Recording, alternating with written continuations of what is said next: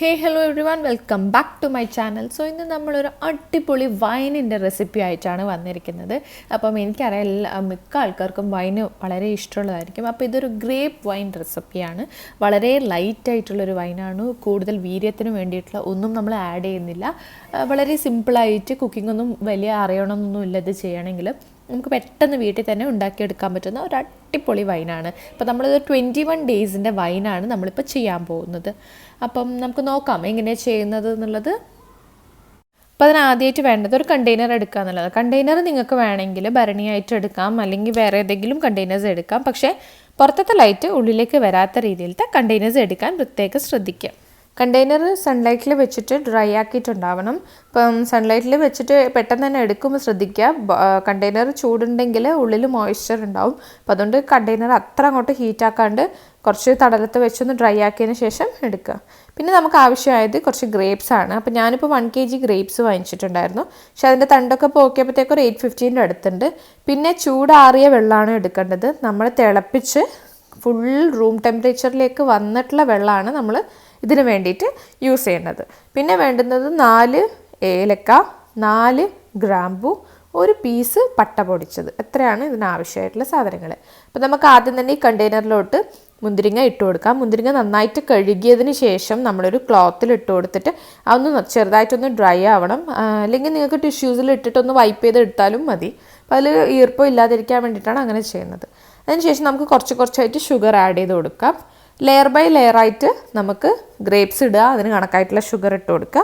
കുറച്ചായിട്ട് ആഡ് ചെയ്ത് കൊടുത്താൽ മതി. അപ്പോൾ ഞാനിപ്പോൾ ഒരു 850 ഗ്രാംസോളം ഗ്രേപ്സ് ഉണ്ടായിരുന്നു. അപ്പോൾ ഞാനൊരു 500 to 750 ഇടയ്ക്കാണ് ഞാൻ ഇതിട്ട് കൊടുത്തിട്ടുള്ളത് പഞ്ചസാര. അപ്പോൾ നിങ്ങൾക്കത് വേണമെങ്കിൽ ഓൾട്ടർ ചെയ്യാവുന്നതാണ് നിങ്ങളുടെ മധുരത്തിനനുസരിച്ച്. ഇതിപ്പോൾ അത്യാവശ്യം നല്ല മധുരത്തോട് കൂടിയിട്ടാണ് ഉണ്ടായിരുന്നത്. അപ്പം നിങ്ങൾക്ക് വേണമെങ്കിൽ അത് മാറ്റിയിട്ട് നിങ്ങൾക്ക് കൂടുതൽ പഞ്ചസാര വേണമെങ്കിൽ ആഡ് ചെയ്ത് കൊടുക്കാം, നോ പ്രോബ്ലം.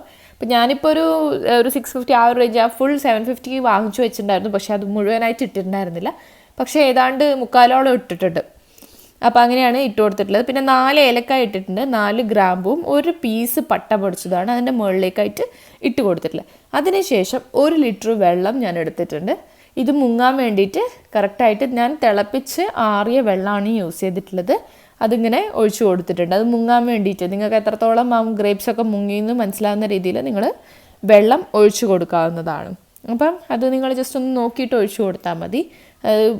1 ലിറ്ററിൻ്റെ അടുത്തോളം വരുന്നുണ്ട് നമുക്ക് ഒഴിച്ച് കഴിയുമ്പോഴത്തേക്കും. നമ്മൾ 1 ലിറ്റർ വെള്ളം ഓൾറെഡി തിളപ്പിച്ചാറ്റി വെച്ചിട്ടുണ്ടാവണം. എന്നിട്ട് ആവശ്യത്തിനുള്ളത് മുങ്ങാൻ വേണ്ടിയിട്ട് മാത്രം ഒഴിച്ചു കൊടുക്കുക.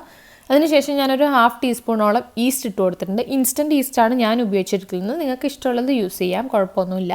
അതിനുശേഷം ക്ലോസ് ചെയ്ത് വെക്കുക. ഒന്ന് ഇളക്കിയിട്ട് കൈ കൊണ്ട് ഇളക്കണമെന്നില്ല. നിങ്ങൾക്ക് തവി വെച്ചിട്ട് വുഡൻ തവി യൂസ് ചെയ്യുക, മരത്തിൻ്റെ തവി മാത്രം യൂസ് ചെയ്യുക, അല്ലെങ്കിൽ കൈ വെച്ചിട്ട് ഇളക്കി കൊടുക്കുക. മെറ്റൽ സ്പൂൺസ് ഒന്നും യൂസ് ചെയ്യാൻ പാടില്ല, സ്റ്റീൽ സ്പൂൺസ് ഒന്നും യൂസ് ചെയ്യാൻ പാടില്ല കേട്ടോ. അതിനുശേഷം ഒരു ക്ലോത്ത് വെച്ചിട്ട് നന്നായിട്ട് കെട്ടി വെക്കുക. അധികം ലൈറ്റ് വരുന്ന മുറിയിൽ വെക്കാതിരിക്കുക. എല്ലാ ദിവസവും ഒരേ സമയത്ത് ഇതൊന്ന് ചെറുതായിട്ട് ഇളക്കി കൊടുക്കുക. ഒരു 2 മിനിറ്റ്സോളം ഇളക്കുന്നതിലാണ് ഇത് കംപ്ലീറ്റ് കിടക്കുന്നത്. സോ ഇളക്കാൻ വിട്ടുപോകാതിരിക്കുക. അപ്പം ഇതാണ് ഞാൻ 21 ഡേയ്സായിട്ട് ഇളക്കിയിട്ടുള്ള ഒരു പ്രൊഡക്റ്റാണ് ഈ ഫോട്ടോയിൽ കാണുന്നത്. സെയിം ഇതിൻ്റെ റിസൾട്ടാണ്. കാരണം എന്താ വെച്ചാൽ എനിക്കിത് അരിക്കുന്ന ഒന്നും വീഡിയോ എടുക്കാൻ പറ്റിയില്ല. അപ്പം ഇതേപോലെയാണ് ഉണ്ടാവുക വൈന്. അപ്പം നിങ്ങൾ എന്തായാലും ട്രൈ ചെയ്ത് നോക്കണം. ഇഷ്ടപ്പെട്ടാൽ ലൈക്ക് ചെയ്യണം, കമൻറ്റ് ചെയ്യണം, സബ്സ്ക്രൈബ് ചെയ്യണം, ആൻഡ് ഫ്രണ്ട്സിനൊക്കെ ഷെയർ ചെയ്ത് കൊടുക്കണം. അടിപൊളി വൈനാണ്, എന്തായാലും ട്രൈ ചെയ്യണം. And thank you so much for watching. By.